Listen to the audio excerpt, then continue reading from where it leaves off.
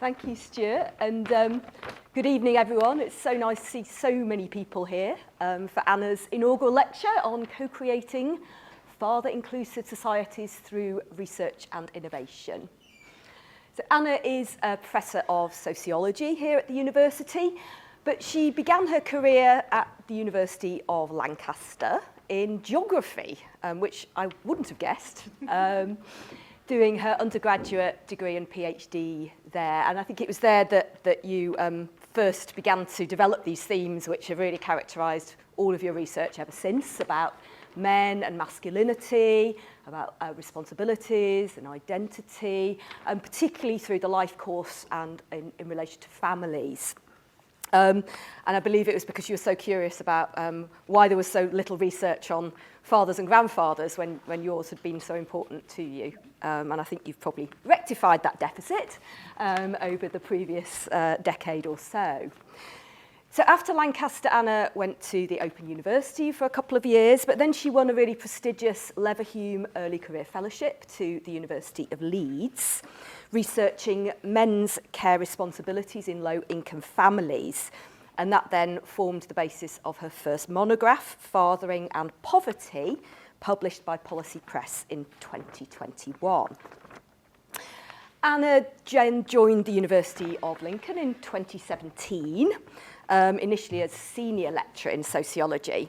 And in 2020, she became one of a very elite band of scholars in the UK to win a UKRI Future Leaders Fellowship. And if you're not familiar with that scheme, it's really aimed at nurturing the next generation of absolutely world-leading academic talent. It offers up to 7 years of funding, which Anna has been using to extremely good effect, in her Following Young Fathers Further project, which I know she's going to talk more about very shortly. She's also been able to use this award to support the foundation of the Centre for Innovation in Fatherhood and Family Research here at the university, bringing together academics, multi-agency practitioners and those with lived experience to address and understand pressing social issues that impact directly on the lives of families. Working in partnership with young fathers and with national family and youth support organisations, Anna's research has revealed the marginalisation of young fathers in UK society and resulted in co-created interventions aimed at promoting a more father-inclusive approach to support across professional, policy and public domains. And the impact of that work has been recognised nationally and also by the University of Lincoln in promoting her to professor some years ago now. So we have been waiting for this inaugural. I'm sure it will all have been very much worth the wait. So very much looking forward to hearing more, Anna, about your stellar research career and about the difference you've been making to people's lives. Thank you.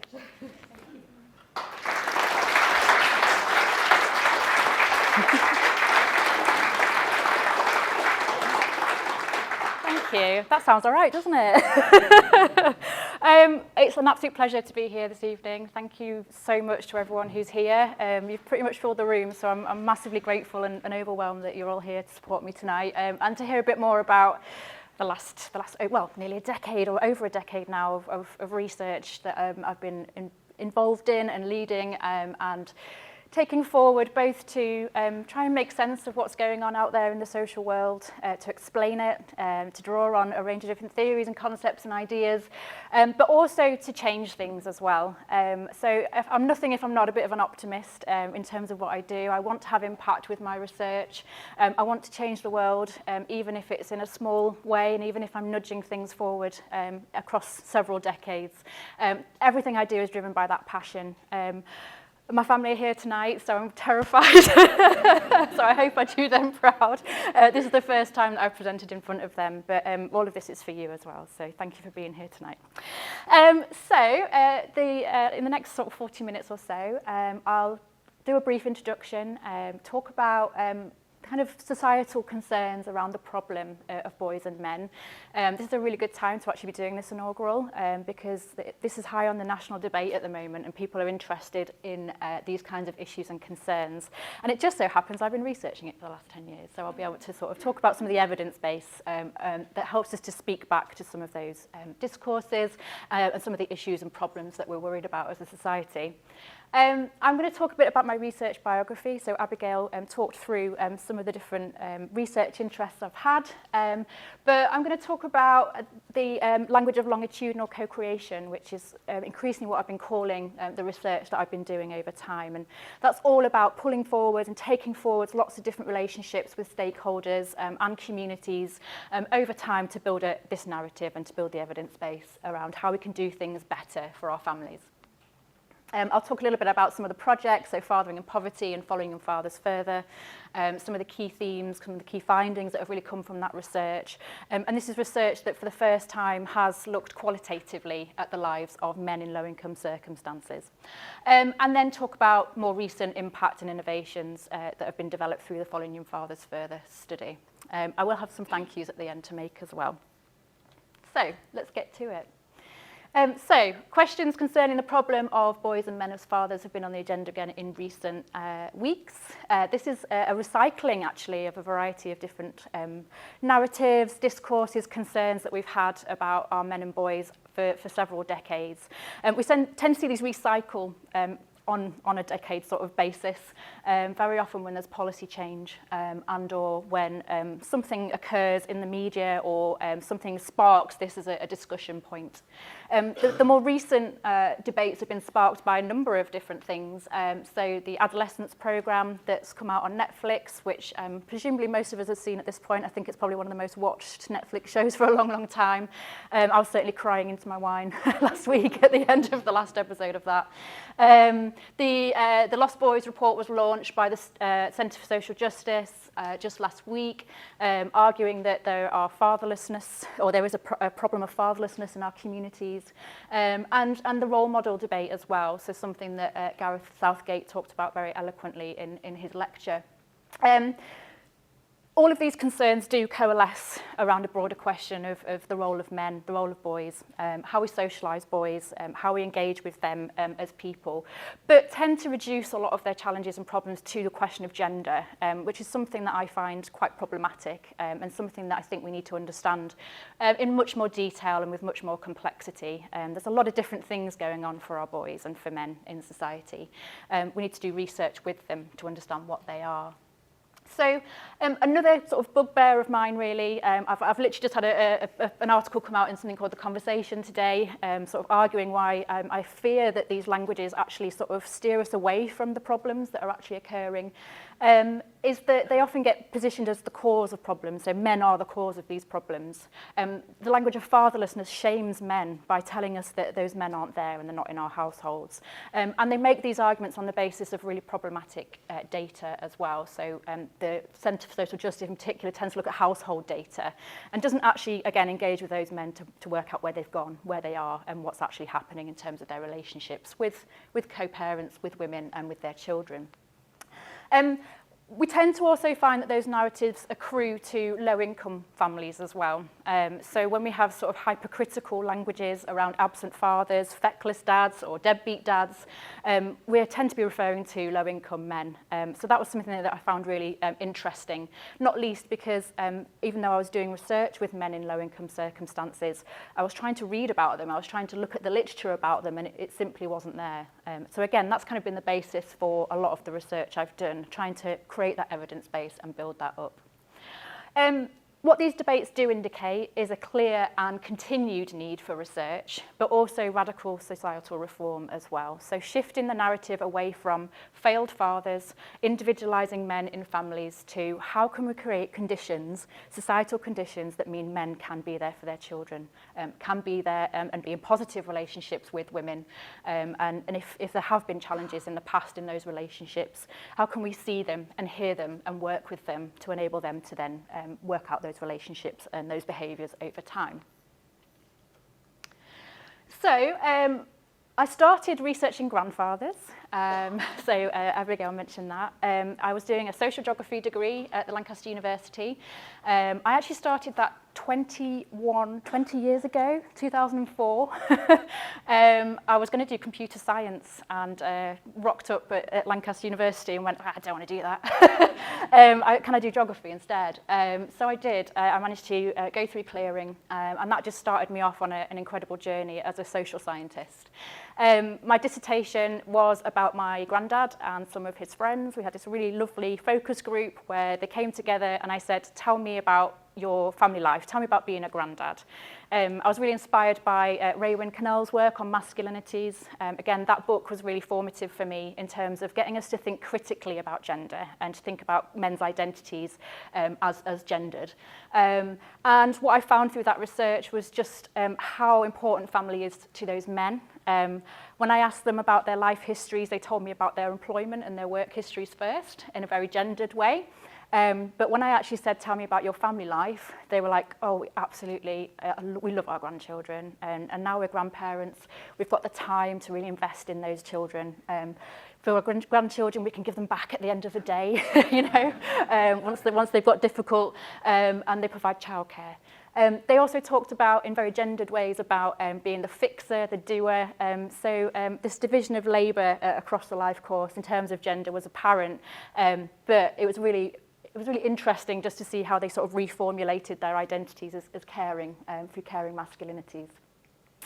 I then got a research associate job at the Open University that was working with Briege Featherstone. So she's a professor of social work, and she was looking at father involvement in the context of social work at the time, but also was one of the leaders of a study funded by the ESRC called Beyond Male Role Models. And again, that was a project that was challenging the idea of male role models as a solution to the whole range of social problems that are going on out in the social world. So this was really the start of my question around low-income men and the way in which they get framed in policy and in practice.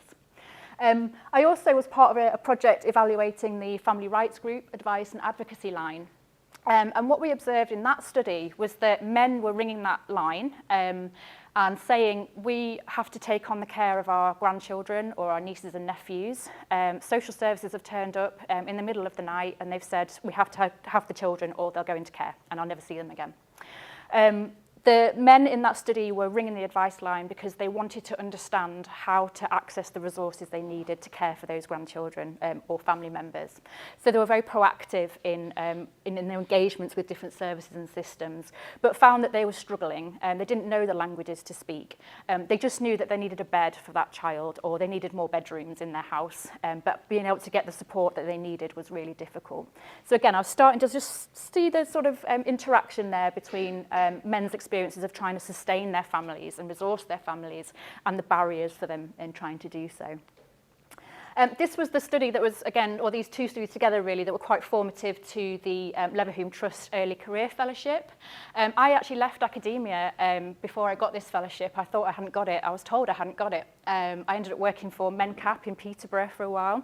And one day I was sat in the sun, in the grass, and I got an email that popped up and said, someone's dropped out, would you like this funding? So I nearly wasn't here. And I was like, yeah, I'll take the funding. So I ended up going to the University of Leeds, researching men in poverty, men's care responsibilities across the life course. And that study I'll talk about in a bit more detail, but again was all about looking at men in different generational positions and sort of seeing their care responsibilities or trying to see them and hear about them. Through that process, I also then did some secondary analysis work and ended up doing some work with Bren Neal. So she's now retired, but she was leading a major programme called Following Your Fathers at the time, and that ran between 2012 and 2015. And you might recognise the title of that research because it's part of the title of my current research. But I didn't know at the time this was going to be the baseline study for my Future Leaders Fellowship. And another study that looked at impact as well, so responding to young fathers in a different way. And that was all about working with different stakeholders to develop father-inclusive models, services, policies, and different forms of practice.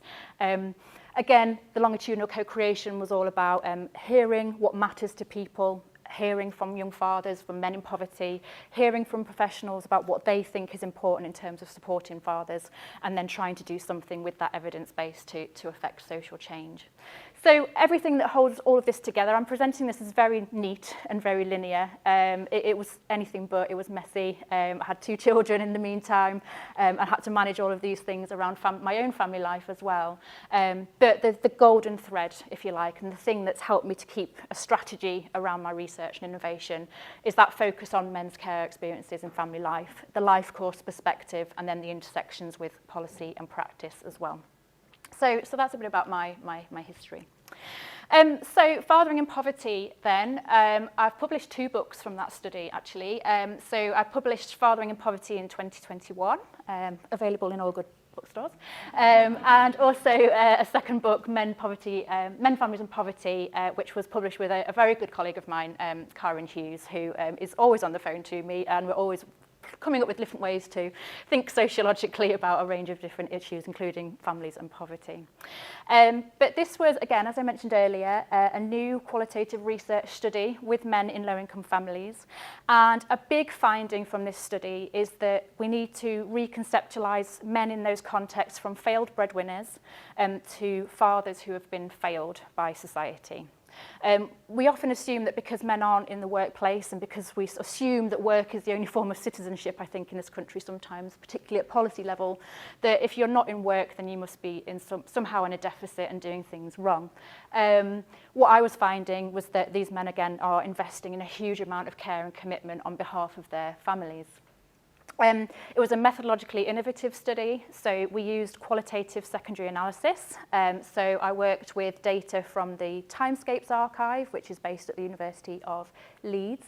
And I brought together 2 different data sets, Following Young Fathers and another one called Intergenerational Exchange, which looked at grandparents and their support for their grandchildren in low-income contexts.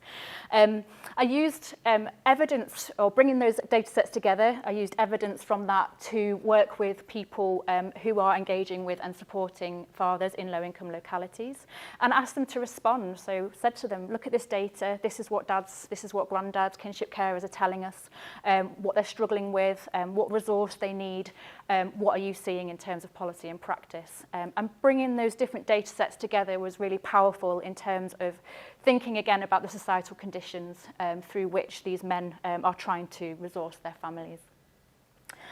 So what we sort of see through the study really is that we do need to move beyond fatherlessness. We need to see the important roles that they're playing, both across generations and within their families, but also in contexts of hardship. I did this study in a decade of austerity as well, and we can't ignore the fact that there's been an intensification and the withdrawal of welfare from families. Again, in pursuit of this idea that work is the only way out of poverty, which I think over time we've begun to see is not necessarily the case. So not only were these men trying to resource their families at a time when they were being told they were fatherless or that the society was fatherless, we were also withdrawing the very things that were supporting them in the first place when they were outside and when they were economically inactive, making things worse for them. So I'm going to sort of segue into a discussion of the young fatherhood research. I just want to make the point that young fathers aren't always in deprivation and or impoverished. There tends to be a higher rate of teenage pregnancy or young parenthood in contexts of deprivation. We still have regionally high rates of teenage pregnancy in areas of poverty. But the point being that these are a group of fathers that are marginalised, stigmatised, assumed to be deadbeat, absent, and we really wanted to push against some of those narratives through a really focused study, a longitudinal study that followed their parenting journeys, looked at their support needs over time to see how those unfolded. And so we could look at the mechanisms that either support them or don't in their parenting journeys over time. And what we found really from that, and a major finding from that study, which also published last year with Bren Neal, who I can't believe I'm stood here with a published book with Bren Neal, I have to say. She's one of my idols in my early days when I was doing my research. But what we found is that these are engaged men, they're engaged fathers, and they're navigating systemic challenges. So again, this research evidence demonstrates that these young men really strongly adhere to an ethos of engaged fatherhood. So you may or may not know, but in recent years there has been a cultural generational shift towards involved fatherhood, a shift away from men simply as breadwinners. And also a strong research evidence base that demonstrates that when men are positively engaged as fathers, that has positive outcomes and implications for children and young people, and for women as well, and their sort of health and social behaviours as well. We found that the majority of the sample, there was 34 young men who were interviewed, some of them up to 5 times. That the majority of those had unplanned conceptions. So whereas policymakers sort of go, well, they irresponsibly get women pregnant and we should lock them away, which was said by one MP. That was the case, but it didn't mean an unwanted child. They wanted to be present. They wanted to be involved. The relationships with the child's mother and maternal grandmothers were important in terms of their involvement or exclusion. Okay, so there's a contingency here where mothers, maternal grandmothers valued that involvement. That was a really important thing for those young men. If they were living in the maternal grandparents' home, that might cause some challenges for the young father in being involved, because again, there's still some gendered overhang, if you like, in terms of who cares and what families expect of people's roles in families. There was a high rate of social isolation and loneliness among this group of young men. While a lot of their friends were out, having fun, partying, spending time out on the streets, becoming a parent meant they had new responsibilities, and that meant that their social circle kind of closed in for them quite a lot. Another aspect of that is that there's nowhere for fathers to go as well. Okay, so when you go to parenting groups, they tend to be quite mother-dominated, and they felt that they didn't belong and found it difficult to engage in those spaces. Because of their age, so I'm referring to young men who are 25 and under, I should say. I talk about this so often that I should caveat that and give a definition. That's a policy definition, and it's problematic in its own right. But essentially, young fathers are finding it difficult to secure what they need to father. They might have insecure education and employment experiences and trajectories. Some of them were 14, 15 when they first became a father. That disrupts their education. We don't have leave guidance in schools. We did some research over in Sweden. No matter what age you are, you get access to parental leave in Sweden. We don't have that over here. That makes it hard to then get a stable job and to get onto the employment ladder in a labour market that for young people is already much more precarious and not as stable as it used to be. These young men are also really disadvantaged by the housing system as well. So we don't ask men if they're fathers very often. So they're often treated as a single person, a single man. That means they get placed in hostels or they get placed in housing situations that are not appropriate or present safeguarding risks for children. Again, so we've got these very physical welfare-based barriers that get in the way of them spending that time and building that relationship. In terms of their kind of interactions with different systems and services, we see a mix of support, so really good examples of support and engagement with those young men, but the predominant experience is sidelining and surveillance by public health and support professionals. And again, there's a framing of these young men as either a risk, a potential risk, which is, again, potentially really problematic, or a resource. By sidelining, that just means that professionals are not asking about dad, not engaging with dad in a professional encounter, or if they are, only asking if dad is a threat to mum. In terms of surveillance, this is again a risk-based framing. Again, it's an assumption about that there might be some violence or abuse that might have occurred. Of course, that's an incredibly important part of any process of risk assessment. But that narrow framing means that those men feel like they're being pushed out or they're being assumed to be a problem when they might not be. We also saw across the sample just greater challenges for dads living in poverty, those who've been in prison, so some of the interviews were with young men in prison. And again, prison as a physical barrier to being able to see your children is a really challenging thing. Those brought up in the care system, so had their own sort of troubled kind of childhood histories, then had to sort of work out how to develop their own relationships with their children, and those with mental health problems as well. So I'm going to show you a video now that we've created, an animation. It's very short, it's about 3 minutes long.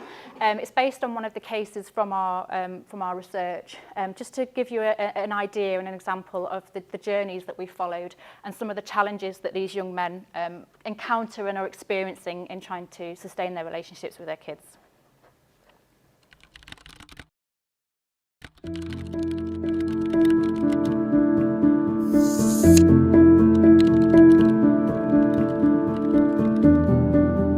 I felt a little bit scared and a little bit sad. I don't even know why I felt sad. It was mainly excitement. Like, I was jumping up and down. I'm happy. Like, the whole being a dad thing is kind of scary because I'm only 16, but it's really nice.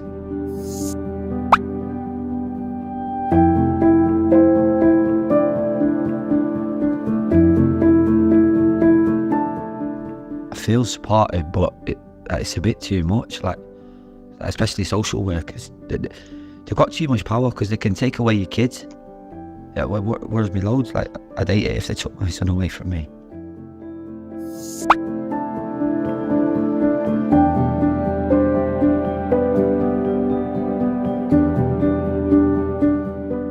I just couldn't cope. I couldn't get over that I've got a baby. Like, I've got responsibilities. I need to grow up.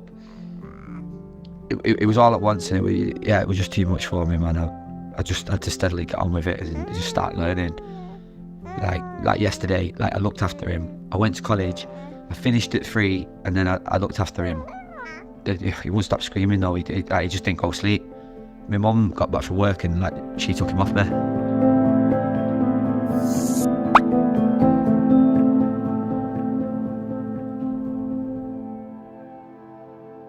My son can't come to the hostel.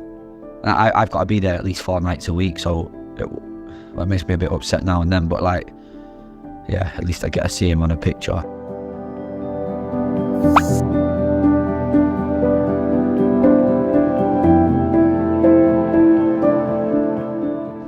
I've been spending a lot more time with him. Like, it's great to have that bond with him and, like, be able to take him for walks and pick him up from school and carrying him on my shoulders. Like, we go to the park on the swing and we slide.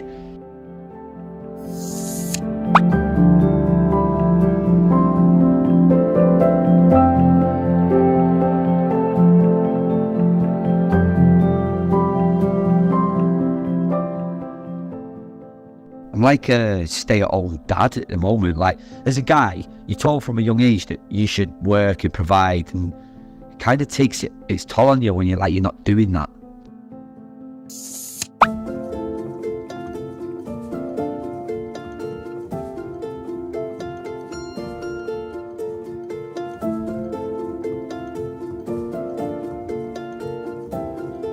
He's the only person that supported me without having to gain anything from it. I mean, like, apart from my family. Yeah, he's always supported me. He did everything that he could. Like, you got to find your own way, but just to be able to speak to someone about, like, what was going on at the time, that, yeah, it's priceless.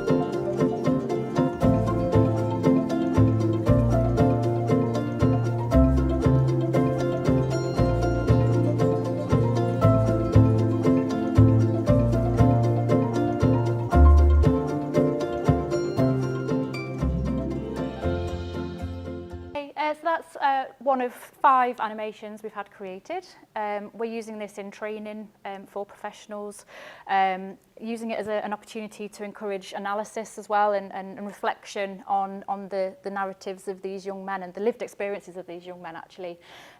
All of the quotes in there are from research, so you know, this is about bringing the research to life. So, Following Your Fathers Further, I appreciate I've already shown you a video from Following Your Fathers Further, but as mentioned, this is the Future Leaders Fellowship study. This built on the Following Your Fathers baseline. Again, this was a process through which Bren referred to as kind of passing on the torch, really. She'd seen the work I'd been doing with the qualitative secondary analysis, that interest in fathering poverty and marginalisation, and this project enabled us to take that forward, and certainly me to take that forward as a new leader of the study. So again, this is a qualitative longitudinal study. So by that I mean that we've interviewed dads at multiple time points, not just as a one-off snapshot. 11 of the young men that we've been interviewing with, we have interviewed for a period now of 10 years. So some of the young dads are now in their 30s. There's a 30-year-old who was 15 when he had his son, and his son's now 15. So him reflecting back on that, and sort of the fact that he's like, I became a dad at my son's age, you know, and the sort of the way he's trying to manage that and negotiate, that's really interesting. We also co-created some dads groups, and I'll talk about that in a bit more detail in a moment, but did this international comparison with the UK and Sweden as well. So that was all about following young dads in a different welfare context. And it probably doesn't surprise you to hear that over in Sweden, they don't worry about young fatherhood in the same way that we do here. And that's because welfare and family policy systems don't let them fall through the cracks in quite the same way. I'm generalising a little bit because it's not a panacea, but that's certainly a major finding from that comparative work.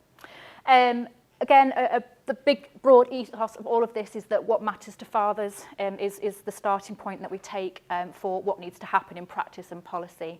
And we take an approach that Bren refers to as a practice-based research to research-based practice cycle. So what we're doing is we're interviewing professionals about their understanding of the systems, translating that through research, and then taking that back out into wider sets of discussion and debate through our training. So it's a very iterative process. Where we've got to is this promotion of father inclusion. This is a new language, a new concept that I'm theorising and trying to take forward in more recent work. This is an empirically driven agenda, so this is a language that professionals themselves are using. It's about bringing together separate sets of findings and trying to develop something transformative with those. So it's about recognising that dads want to be there and that father involvement has generally got positive benefits for men, women and children. There are practice concerns among public health and services that they know they need to engage with fathers more effectively, but don't always do so. It's about challenging problematic kind of cultural views within systems and services that men themselves might be responsible for not engaging with services, and shifting beyond a language of kind of them being hard to reach by actually going, well, how can we make services easier to access for fathers? The challenges that professionals have are wide-ranging, and they're interpersonal, cultural, structural and organisational. So again, what we've learned from professionals is that they know they need to do this work and they know there are benefits in doing that. But there are so many different things within the system that they're struggling with. One part of that is men's own responses to systems and services. There's a lot of kind of distrust, I think, and fear held among men that if they disclose that they're struggling, if they disclose they've got mental health concerns or challenges, that the children will be taken away. So rather than meeting a kind of compassionate response from services and systems, they genuinely have fears that might lead to the loss of their children. There are elements of maternal gatekeeping, so women not necessarily recognising that men would benefit from being involved in that kind of support. Gendered ways of thinking about fathers and acceptance of stereotypes within services. I like to argue that that's kind of being reduced a little bit more now, actually. There's a bit of a policy shift around the family hubs, for example, that is meaning that people are seeing the benefits of this more and recognise they have to do it. All right. Sorry, a little Will's pointing at me. There's a broader challenge of limited access to training and reflective supervision for professionals, constraints on workload capacity. So there's a whole load of things going on here for professionals, and it's really important that we don't engage in a blame game of professionals either, but recognise their context and what things they want to see resolved and challenged.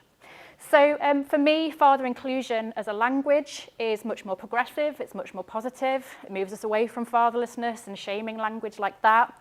There is a growing evidence base that this is something that does work. The problem with that is that it's behind a paywall very often, so it's often in academic research, or institutional memory gets lost because staff move on. People who do really good models of father inclusion their funding ends, or they go to a new system or service. For me, this is an ecosystemic issue, so we have to deal with the systemic. So my broad question has become, how do we create a practice and policy ecosystem that's more father inclusive and evidence driven? Part of the solution of this is dialogue, so having conversations, working together towards a shared vision for father inclusion. It's about training and also buy-in from services as well. I use the language of Bloomer here. I think I've got the date wrong on there, and Sam Hilliard will tell me off on that. But father inclusion is a sensitising concept, so sensitising the workforce to the importance of this, and again, trying to think through what that then means and how we translate that into practice. And again, it's an idea that multiple actors can work towards as well, and translate for their own contexts. For me, it's also a sociology and a politics of optimism. So again, to use that language, that we're striving for change with this. We don't have to accept the status quo. We don't have to accept that services and systems remain the same and continue to exclude fathers when they're telling us they want to be involved. This is my little conceptual framework that I've just had published, or is about to be published. Again, just trying to link all of these areas together. So we've got a very strong literature on father involvement. Again, kind of that's thinking about the father-child relationship, and the value when that's a strong relationship and when that's supported.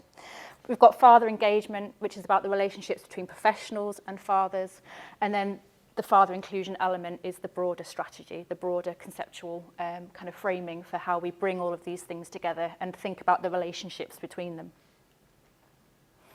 I have got a slide. I'm not sure what time are we on? How are we doing for time? I haven't got my phone with me. We're doing all right for time, yeah?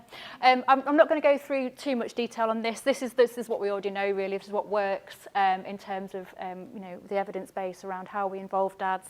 Again, this is about meeting dads where they're at, so taking a strengths-based approach. Trying to listen with curiosity, and again, sort of think about the broader social support that we can offer to those young men in terms of their parenting, but much more generally around housing, around employment, education, getting qualifications, whatever it is that they might need.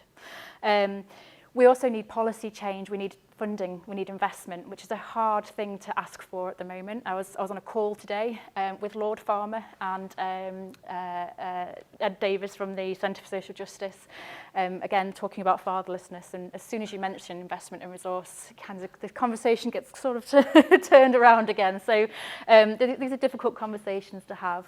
But in terms again of sort of systems and services, we need to think processually, so we need to think about the process of engaging, keeping fathers within systems and services so that we can see them, so that they're visible, and so that we can engage with them positively. Lots of these are structural things, so marketing and outreach that has pictures of dads on it. You'd be surprised how much marketing material just includes mums. Having support outside of traditional working hours, so this time of day at weekends, trying to introduce that within existing models, particularly in public health, is really challenging. Collecting data about dads as well. So I mentioned earlier about the fact that housing systems we don't engage with men as dads. We don't ask them about caregiving at all. We don't ask them if they've got any dependents or responsibilities, and that then means the decisions that get made are not informed. Service audit and evaluation, again, a reflection on whether including dads is part of core business. So there's a whole range of things we can do. What we have done is co-creation, but this is a co-creation as a co-creation of innovation. So we've co-created dads groups, and again, that's based on this kind of full history of knowledge co-creation with dads. This is rooted in action research, so a cumulative longitudinal process, successive cycles of reflecting, planning, acting, observing, back to reflecting, okay? So it's a very time-intensive thing to do, but again, it's evidence-driven, and it's all about just testing ideas and making sure that what we're doing is effective and is in line with what it is that fathers and professionals tell us they need. There's lots of different examples of co-creation out there. It might be walking alongside a new or existing policy initiative to document how it unfolds. It might be identifying gaps in knowledge and practice, designing new initiatives and using research findings in that cumulative process. or it might be tracking and evaluating services as a springboard for setting up new initiatives. What we've done is co-create the Young Dads Collective. So this is a model that first was set up in London by Coram Family and Childcare. Through a couple of our projects, we've co-created new versions, one in Leeds and one in Grimsby. And Grimsby is the latest one that we developed through the Following Your Father's further study. The great thing about this model is that it's co-produced, or it's based on a participatory co-produced approach. So what we do is we engage with fathers as experts by experience, and we train them to tell their stories to multi-agency professionals about what it is to be a young dad, and also what it means to be father inclusive in practice. We've had rooms full of professionals. One of the events we had in 2017 in Leeds, we had 100 people who were in the room, gave amazing feedback about hearing from the dads and then thinking about how they were going to do things differently. What we've been able to evidence is change at multiple levels. We've been able to see the individual development of the young dads themselves in thinking about them as experts by experience. They've built their confidence, they've built skills that they've then been able to take into employment in ways that they might not have done where they've had disrupted education. 3 of the 5 dads that we trained for the Leeds model went on into secure employment after this. And I appreciate my comments and critiques about seeing men as workers, but again, you know, employment is part of how we live our lives, and it's an important part of our citizenship. It creates a space for peer support, so the young men come together as well and they support one another. It creates that community and a sense of shared identity. And what we've seen from research with dads groups in particular is that men need those spaces to be able to have the kinds of conversations they want to have, particularly if they're experiencing challenges, and that whether that's about mental health or whatever it is, those spaces simply just don't exist really anymore. So the fatherhood and the dad's group space is where that's now happening. It's a form of exciting professional education and continuing professional development for people. So again, encouraging dads to think, professionals to think dads. And we get people to do pledges for practice as well. Tell us what you're going to do differently based on what you've learned from hearing from the dads. The young dads who've been involved in this model have also talked to policymakers. MPs have attended these events. Several of the dads have spoken at the all-party parliamentary group on fatherhood events as well. That sadly doesn't exist anymore, and that's something I'd like to see changed. But again, they're speaking to power in ways that they would never normally have the opportunity to do. We've found it really difficult to set this up in Grimsby. We've learned a lot about the place-based model. We tried to do this in 2020. So it's a place-based model and everything shut down in March. So it took us a long time to get that group established and get everything together. But again, we've co-created this in that I facilitated the process. We had different services in the different areas working to host the model. And then also we've been evidencing that and researching it alongside as well. So it's just been a really kind of fulfilling process, really. I'm nearly finished. We've also co-created parenting support as well. So with my wonderful partners, the North East Young Dads and Lads, who I'm also chair of trustees for now as well. We've been co-creating online parenting support and also father inclusive toolkits for professionals. This is the lovely Rob. He was a beneficiary of the charity. He is now, he became a peer enabler, so that was a funded role, and he's now in a senior support role in the charity, providing support for other young dads like himself, and he's in a care role, which is really lovely. The toolkit is interactive, so dads can, dads and professionals can sort of spend time thinking about dads and thinking about how they can do things better for dads. And again, it's just kind of creating that space, and it supports training. I think the most probably amazing thing really to come out of all of this is DigiDad. Everyone can sign up to that, and I do encourage you to have a look at it. But there's a whole host of content on there. It's about parenting skills videos, from things as simple as kind of first aid all the way through to your first sort of 0 to 3 months with your child. We've got a mental health series on there as well. But it's young dads telling the stories, talking about their experiences in an accessible way. And all of the content has been checked with professionals to make sure that it's in line with current guidance and policy. That DigiDad platform won 2 awards from the Children and Young People Now organisation in 2023. One was the Youth Work Award and the Advice and Guidance Award. So it's been recognised nationally as well for its contributions. Finally, public sociology. I feel like I have to sort of talk about the sort of sociology side of all of this. I mean, I'm very interdisciplinary as a researcher, but again, this is all about sociology changing the world, I hope, and affecting change through the way we talk and through the concepts that has been developed through the discipline. We've had national coverage on the One Show, so this is the North Eastern Dads and Lads here. Funny little story about that, but I did an open day the other week and I was looking at Gary. One of the students came to me and said, "Nobody knows what the One Show is, Anna." I was like, oh. That deflated the balloon for me slightly. But I was proud of it. I do lots of training on the national stage as well.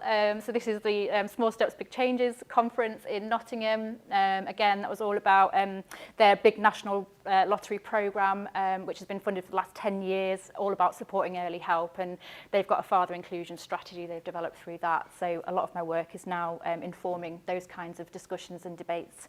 I've also created something called the Father Inclusion Hub. So earlier I mentioned kind of a loss of institutional memory. This is a growing kind of co-created archive of examples of what works in supporting fathers. We've got loads of materials and resources on there now, all open access. So please go and have a look at that as well. There we go. Where next? So I've developed the Centre for Innovation in Fatherhood and Family Research. This was established in 2023. This is all about building from me. I've kind of got limited time and energy, so I've had to build some of this stuff now and create a bit more of a collaborative environment for this. So the centre is really brilliantly supported by Rosanna over there. We've got Nikki, one of my PhD students, Lindsay Ladlow, and Emily Hall, who got her PhD yesterday, which is lovely, as one of my research associates. Again, this is all about attracting talent and trying to build the evidence base, an interdisciplinary evidence base in these core thematic areas. I'm really keen to think about branching out to Europe with all of this work. So I'm speaking in Poland in May with the COFACE, or COFACE I think it is, which is an organisation all about supporting family policy in Europe and contributing to how we shape gender policy in Europe. And I've also got an ERC, European Research Council grant under review at the moment as well, to look at co-creating these dads groups in Scotland, Norway and Poland. So again, sort of slowly trying to take over the world with this stuff. I'm exploring commercialisation opportunities at the moment as well, beyond traditional research grants. I think there's probably scope to commercialise the Young Dads Collective model, but also kind of the creation of father inclusion strategies in policy and practice as well. You do need investments for this to happen. We need investments from local authorities and from public health. So really trying to just think about who the sources of funding are going to be able to embed this stuff in places nationally and potentially internationally as well. The other options are consultancy and evaluation, looking at training and short courses around engaging with fathers to address that training gap. And eventually I'd like to do a master's in inclusive family support as well when I'm back back teaching properly again. Okay, that's me. I just have some special thank yous I want to make. There are 3 people on the screen here who aren't here, unfortunately, but there have been various people who have seen me, I think is the way to put it, throughout my career. I haven't always been able to stand here like this and kind of confidently talk through what I'm doing. It's been a massive period of journey of growth for me. Peter Hopkins was my supervisor at Lancaster University. He does lots of research on men and masculinities, predominantly looking at Islamophobia now, actually. He offered me a PhD the same time I was about to start my PhD at Lancaster. And annoyingly, I met somebody and had to make a decision. Do I go to Newcastle or do I stay in Lancaster with the person I've just met? I decided to stay in Lancaster, but I stayed in touch with Peter, and we've stayed in touch ever since, as I say, and yeah, just been really formative. But he recognised that I was really passionate about this stuff and encouraged me to go for the PhD. Karen, who I've already mentioned, my co-author, she'll hate me for this, but she's bit of an academic mum to me, really, and a bit of a personal mum in some ways as well. She saw me, we met just 6 months after I'd had Lorelei. She's told me off for call her Lolly. We met in Prague. I was interested in this area of kind of fathering and poverty, and she helped me transform that proposal into something that's ended up being, creating my research career journey as it is. And of course, Bren Neal as well. So they're kind of the academic people who've seen me. Special thank you to, Michaela will hate this, but to Michaela. You were on my interview panel when I first came here. So and I know that you've always seen me, so thank you. I'm going to get emotional. You've been a good friend, thank you. Stuart, thank you for all your support as well in terms of getting the fellowship. I wasn't going to say this, but he made me cry during one of my mocks. He didn't really, I was really, really tired. I just had Wilf and he wasn't sleeping, so I suddenly realised this was a big deal. But yeah, thank you for all your support as well. The main people to thank are my family. Sorry, Lorelei. This is the family we've made and the family I've come from. Sorry.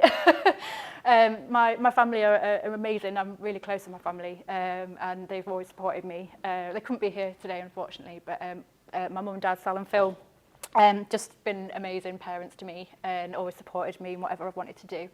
And my sisters, Katie and Claire, I'm not the youngest, I don't know if you can tell that. They're my best friends and always put me on the straight and narrow when I get a bit crazy every now and again. This is my granddad, so this is Andy, he's 93, he's struggling a bit now, but yeah, he's the guy that I did my focus group with, and yeah, again, I don't think he realises quite how much he's been transformative for me actually, but you know, through and through family man. And then, yeah, Jamie and my kids.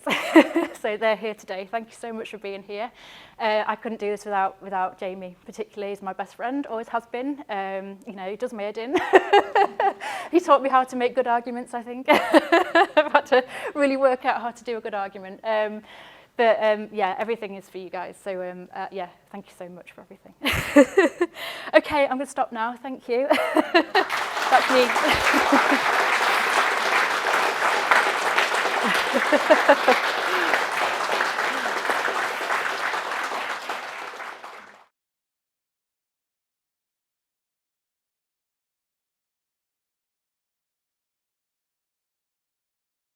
Ooh, that's a really good question.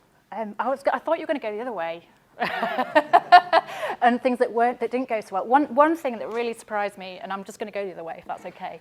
When we did the work in Grimsby, I was like, we've got £500,000 to do some amazing stuff, and they went, we don't want it. And their reaction was, we don't want that funding if we don't trust you, we don't know who you are, and we don't know if you're just going to sort of fly in and then fly out again and not actually affect things and do things in a way that we don't like or that isn't Grimsby. So I think for me it's kind of been that more surprising element that I really thrived off. You know, there have been things that have gone wrong. We've had events that just didn't happen. I remember going swimming with Lolly one night and things were going wrong and I was trying to text and trying to watch swimming at the same time. You know, all sorts of things. But yeah, I think for me, the thing that's been so powerful and positive is that I knew that the young dads were really powerful in terms of their own experience and able to transform things, but when they stand up on that stage, you know, it's really emotional, and it does take your breath away. It takes you by surprise, you know, that they go through all this stuff, and perhaps that's the point. They go through all this stuff and they survive. They're surviving hardship, so putting them on a stage which you'd think would be terrifying for them actually is really, yeah, it's incredible, emancipatory for them, I think. Does that answer the question? Sorry, it was a bit rambling.